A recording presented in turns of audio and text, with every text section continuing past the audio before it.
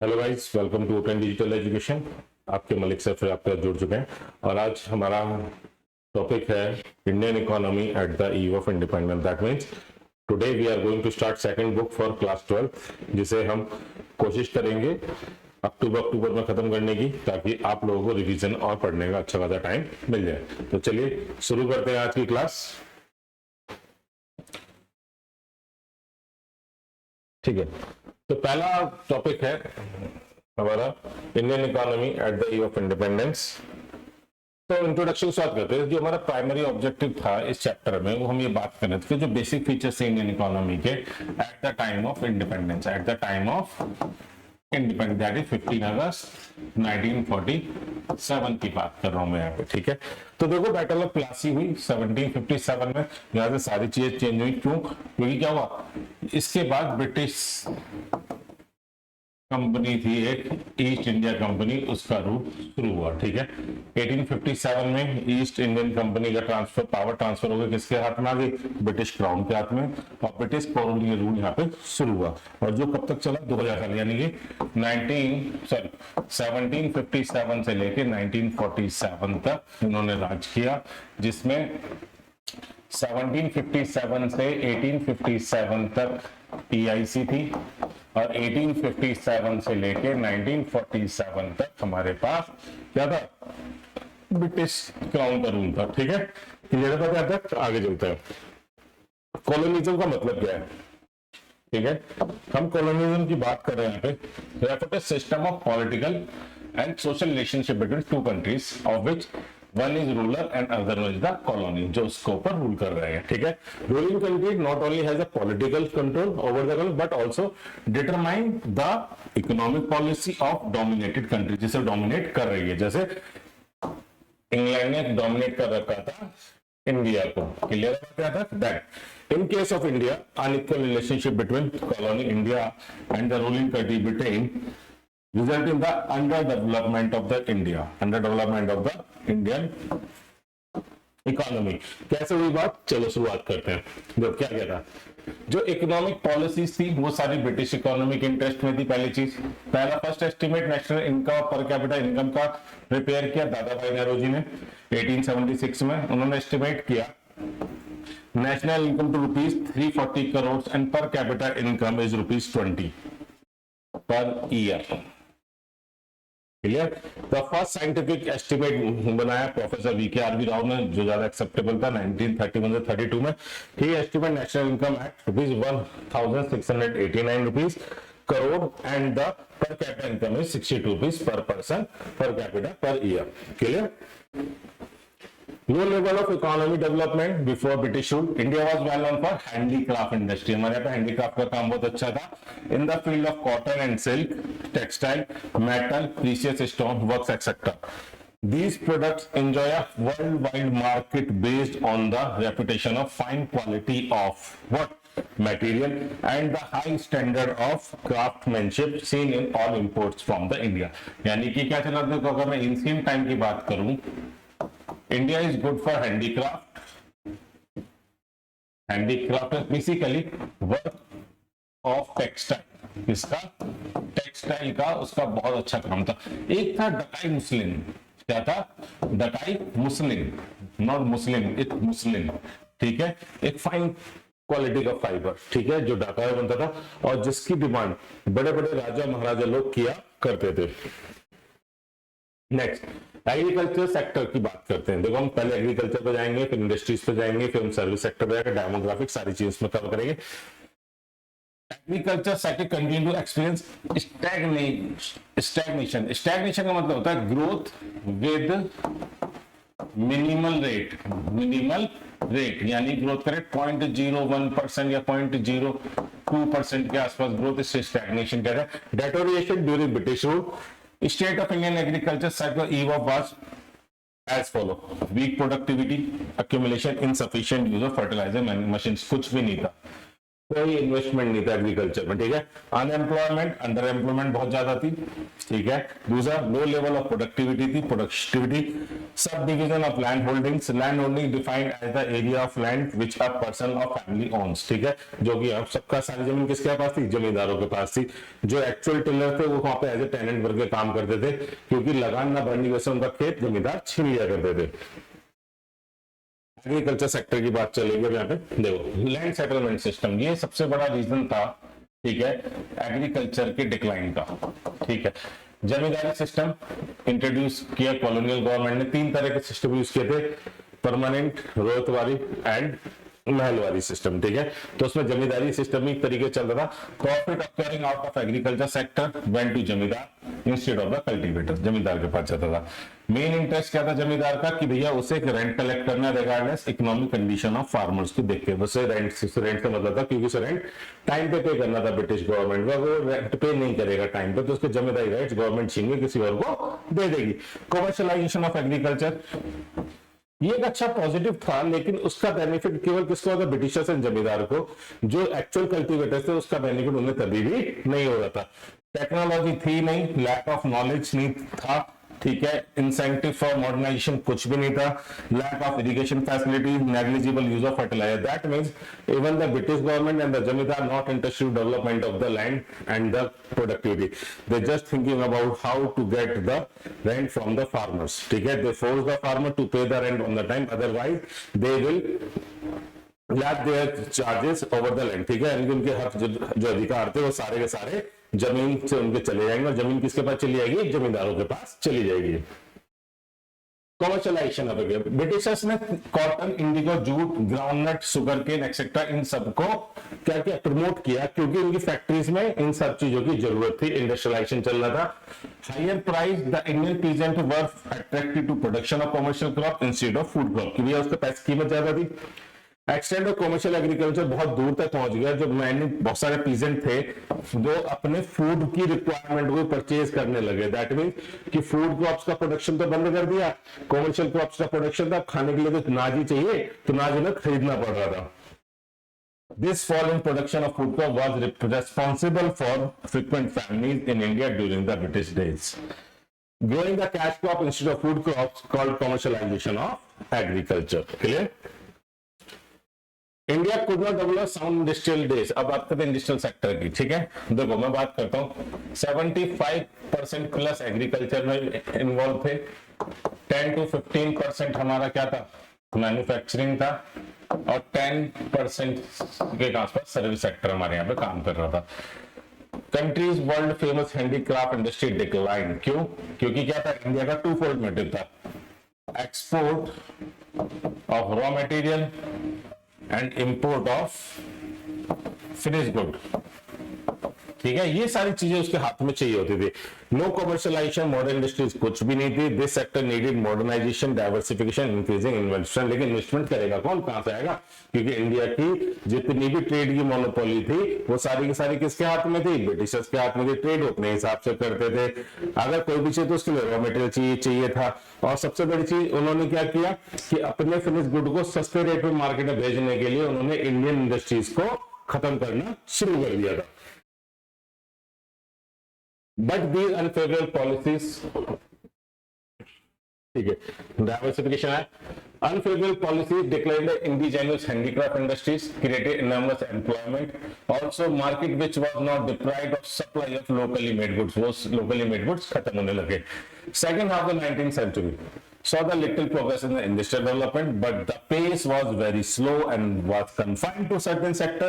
Jute and cotton textile mills were the first ones. Paper, sugar, cement, etc. were the second. Major development कब आया? जब iron TISCO आया 1907 में, ठीक है। However there was the hardly any capital good industry को थी नहीं, ठीक है, जिसकी वजह से मैं इंडस्ट्रियलाइजेशन को प्रमोट कर पाता।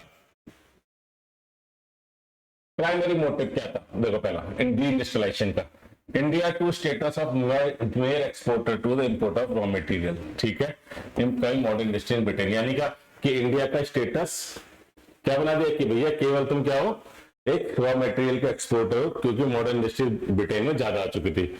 इंडिया को एक मार्केट बनाना था फिनिश गुड का लिए, ठीक है। तो क्या चाहिए? जब मैं इंडिया में प्रोडक्शन ही बंद कर दूंगा चीजों का, ठीक है, इंडिया प्रोडक्शन बंद हो जाएगा मेरी चीजों का, तो मैं इसको किस तरीके से प्रमोट करूंगा आगे? पॉसिबल ही नहीं है। ठीक है, अब पॉसिबल क्यों नहीं है? पॉसिबल इसलिए नहीं है कि बेटा अगर मैं एक्सपोर्ट करूंगा, क्या करूंगा? एक्सपोर्ट करूंगा, ठीक है, सारी चीज, तो यहाँ पे जो इंडियन इंडस्ट्री उसको बनाने के लिए रॉ मटेरियल बचा ही नहीं। और दूसरी बात, जो ब्रिटेन में गुड्स बन रहे थे ब्रिटेन में, ठीक है, गुड्स, उनके लिए मार्केट भी तो चाहिए था। मार्केट क्या बनेगा? इंडिया बनेगा। ठीक है, rate of growth of industrial sector was low, no help being provided to the industry by the colonial government. Colonial government discriminatory tariff policy लगाती थी। ठीक है, ठीक है, free export of raw material from India, free import of final goods from Britain industry to India but only for Britishers. ठीक है, decline of traditional handicraft industries created massive unemployment, fall in supply of locally made goods created demand for import of British goods, क्योंकि वो कहते सस्ते थे as compare to Indian goods, क्योंकि वो machine से बनते थे। ठीक है, foreign trade, trading nation incentive but restrictive policies लगा दी किसने? कॉलोनियल गवर्नमेंट ने। Affect the structure and composition of volume of Indian foreign trade. सारी मोनोपोली किसकी चल रही थी? ब्रिटिशर्स की चल रही थी। Indian trade become the exporter of primary products such as raw silk, cotton, wool, sugar, indigo, jute, etc. Importer of finished goods, consumer goods like cotton, silk and woolen clothes, capital goods like light and machinery. Volume export more than its import, so there was a large export surplus. Export ज्यादा था. This referred to the country we are trading with. Britain maintained monopoly. Monopoly मतलब सारा का उसका ही चलेगा over Indian export. Half of Indian foreign trade was restricted to Britain only. जो बचा कुचा था वो चाइना के साथ जाता था, सेलोन, श्रीलंका एंड पर्सिया के साथ। सुएज कैनाल ओपन हुई 1869 में, एमसीक्यू आ जाएगा। ठीक है, reduce the cost and time of transportation made access to Indian market easier. In other words, exploitation of Indian market was now easier. क्यों? ये सारी मोनोपोली ट्रेड की ब्रिटिशर्स के हाथ में थी, जो न करना कर रहे थे, जो कुछ करना कर लो, हमारे हाथ में। ठीक है, अंग्रेजों की ऐसी चल रही थी, साले सामान चुरा चुरा के ले गए। आप कभी लंदन जाओगे तो सड़कों पे लिटरली मार्केट लगता है, जहां पे वो लोग हमारे यहाँ के चुराए माल को बेचते हैं। ठीक है, देखो ये रहा सुएज कैनाल। पहले क्या होता था? पहले उन लोगों को यहाँ से घूम के आना पड़ता था, केप ऑफ गुड होप से लेके ऐसे घूम के यहाँ तक पहुंचते थे। ठीक है, लंबा टाइम लगता था। क्लियर? अब उन्होंने क्या किया? यहाँ पे शॉर्टकट ढूंढा, मेडिटेरियन सी को सुएज कैनाल को रेड सी से जोड़ा, अरेबियन सी में यहाँ पे आ गए। क्लियर है बात यहाँ तक? तो इनसे क्या था? इनका टाइम बचता था यहाँ से जाने के लिए। क्लियर बात यहाँ तक? दूसरी बात ये देखो, 19,800 किलोमीटर, 11,600 किलोमीटर, तो आप मान के चलो अप्रोक्स कुछ नहीं तो 8,200 किलोमीटर की डिस्टेंस कम हो रही थी। Demographic profile, age, gender, income, occupation, geographics and education पे क्या क्या था इम्पैक्ट देखते हैं। Demographic, British says all features of backward economy, कि भैया इंडियन इकोनॉमी क्या, पहली सेंसस हुई 1881 में। उसके बाद 1921 is known as the first stage of demographic transition. Demographic transition की 5 स्टेज है बेसिकली, मैं आपको 4 समझा रहा हूँ, 5 ही नहीं बताऊंगा आज। ठीक है, first stage high birth rate. ठीक है, क्लियर? बर्थ रेट हाई है, ये बर्थ रेट है। ठीक है, रेड वाला क्या है? Birth rate. क्लियर? ग्रीन वाला is the high death rate, but second phase में क्या होगा? डेथ रेट घटेगा और घटेगा, ये ऐसे हो जाएगा। Clear? That means first phase में बर्थ रेट और डेथ रेट दोनों हाई था। क्लियर था? सेकंड फेज में डेथ रेट इसलिए कम हो जाता है क्योंकि हेल्थ फैसिलिटीज ज्यादा आ गई थी। क्लियर? थर्ड में बर्थ रेट गवर्नमेंट पॉलिसीज की वजह से और क्या कहते हैं सोशल अवेयरनेस की वजह से थर्ड होगा। क्लियर? जैसे जितने भी डेवलप्ड नेशन है वो इस टाइम किसमें? थर्ड और फोर्थ स्टेज में है। India is in the second stage. ठीक है, second stage of transition start in 1921। However neither the total population of India nor the rate of population growth stage was very high. The 1920 described as the year of great divide. MCQ के लिए important है question. ठीक है, because after 1921 population grew continuously and rapidly, बहुत ज्यादा speed से बढ़े हम लोग। डेमोग्राफिक कंडीशन की बात करते हैं। लिटरेसी रेट लेस देन 60% था, वुमेन का केवल 7% था। Clear? Overall mortality rate was high. Infant mortality 218, presented now this presented 32 per 1000 है. Clear? Life expectancy 32 years थी, आज की डेट में 68 है. Extensive poverty was present, more than 70% population हमारी BPL थी उस टाइम पे. Clear? Below poverty line. Public health facilities are unavailable थी. Large chunk of population was highly inadequate when available. Water and airborne disease were the rampant, बहुत ज्यादा चल रही थी. Clear? ऑक्यूपेशनल स्ट्रक्चर की बात करते हैं.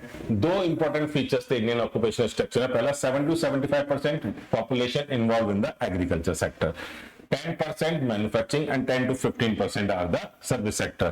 ठीक है. ग्रोइंग रीजनल वेरिएशन बहुत ज्यादा था. कि मान लो अगर बात करूं पंजाब, हरियाणा, यूपी, ठीक है, इस साइड के लोग एग्रीकल्चर में ज्यादा इन्वॉल्व हो रहे थे. तो मद्रास, आंध्र प्रदेश, कर्नाटका, यहाँ के लोग इंडस्ट्रीज की तरफ ज्यादा इन्वॉल्व हो रहे थे. तो क्या ऑक्यूपेशनल स्ट्रक्चर जो था वो हमारा रीजनल भी वेरी कर रहा था. देखो, distribution working person across different industrial sector.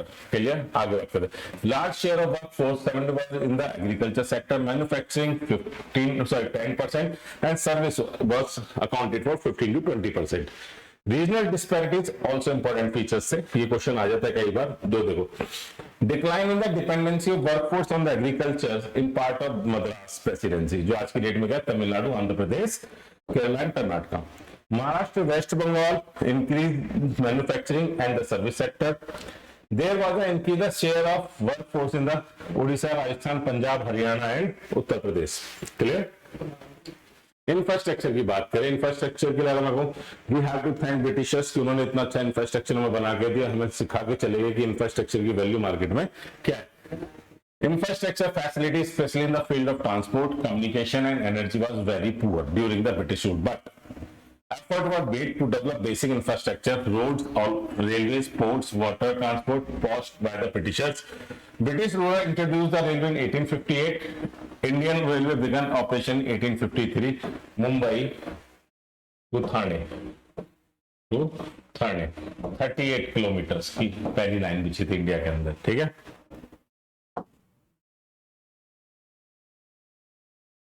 Under the colonial rule, basic infrastructures are roads, railway, ports, water transport, post, telegraph developed. But this development not to provide the basic amenities to the people of the country, but subserve the colonial interest. यानी सारी चीज develop तो करी, लेकिन Indian लोगों के लिए नहीं, ब्रिटिशर्स ने अपने फायदे के लिए डेवलप करी वो.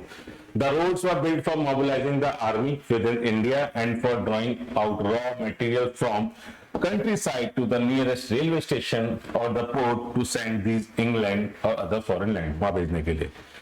Railway helped in commercialization of Indian agriculture, adversely affected the comparative self-sufficiency of villages economies in the India. Introduction of expensive system of electric telegraph in India similarly served the purpose of maintaining law and order. इसके लिए बनाया गया. The development and the construction of railway by Britishers affected the Indian economy in the following ways. पहली बात, cheap and rapid transport system हुआ distance travel करने के लिए. ज्योग्राफिकल बाउंड्रीज ने तोड़ दी, नेशनल यूनिटी बनी, इसका हमें फायदा हुआ इंडियन नेशनल मूवमेंट में. Clear? Create new employment opportunity, controlling families को कंट्रोल करने के लिए, फेमाइंस को कंट्रोल करने के लिए, sorry. Promoted foreign trade, benefit Britishers more than Indian, encourage process of industrialisation. Reason of British rule behind the beginning of railway क्या था? पहली चीज, effective control administration over the vast country. भाई जल्दी पहुंचना है. ठीक है. Britishers try to link important administrative military center through the railway to earn the earning profit. ठीक है. तो पॉजिटिव कंट्रीब्यूशन और नेगेटिव कंट्रीब्यूशन की बात करते हैं. Introduction of railway, negative impact क्या था? पर capita income was low. Modern communication आया, अनएम्प्लॉयमेंट इंक्रीज कर दिया, बैंकिंग सिस्टम लेके आए. ठीक है. They formed Imperial Bank of India till establishment Reserve Bank of India 1935. Imperial Bank served as the government bank, also managed public interest. Industrial sector का modernisation खत्म कर दिया, डाइवर्सिफिकेशन, कैपेसिटी बिल्डिंग खत्म कर दी, नो कैपिटल गुड इंडस्ट्रीज थी.